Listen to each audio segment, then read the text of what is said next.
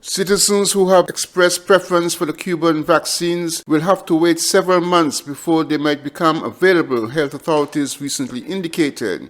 Speaking on the 10th May edition of Straight Talk with Ian Patches Liburd, both Dr. Hazel Laws and Dr. Cameron Wilkinson confirmed that the top candidate of the Cuban vaccine is months away from ending its phase 3 trials and will not be available soon.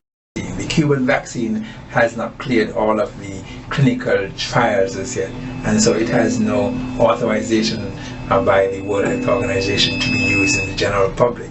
And so yes, if the Cuban vaccine comes on board and it's available and you want to have it, I guess you can have it.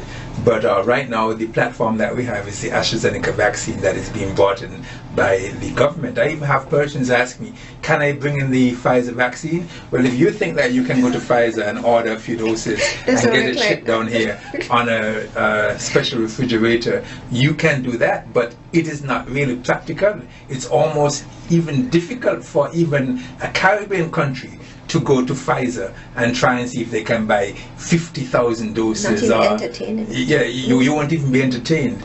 And so the vaccine that we have is the AstraZeneca that has been shown to be safe and effective. And so there is no reason for you to be saying you're waiting for something that is not available when you have one that can save your life now. But answering questions if the Ministry of Health would approve vaccines from Cuba to be used in St. Kitts and Nevis, Chief Medical Officer Dr. Hazel Laws said yes and explained the current circumstances surrounding the Cuban vaccines. We will consider vaccines that have achieved the World Health Organization emergency use listing. So right now Cuba has about 4 to 5 vaccines under production. Now these are protein vaccines. They are very promising, but then the scientist tells you that the Cubans took time to understand the virus, to understand the disease before they started. So they started late.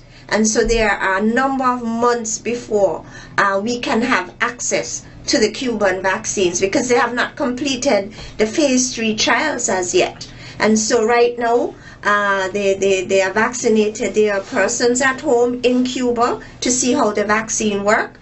They are collaborating with Iran, Venezuela, Mexico, just to name a few. They're collaborating with other countries in order to get their phase 3 trials completed so that we can even know what the efficacy of these vaccines are. So a lot of information is still left to be known about the vaccine candidates coming out of Cuba.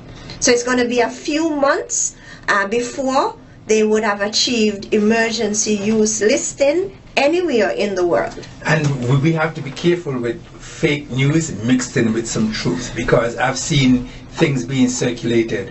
Oh, the Cuban vaccine was approved by the World Health Organization and it's available, it's going to be here next week, etc. That is not so, and one can easily go to the World Health Organization site and check that information.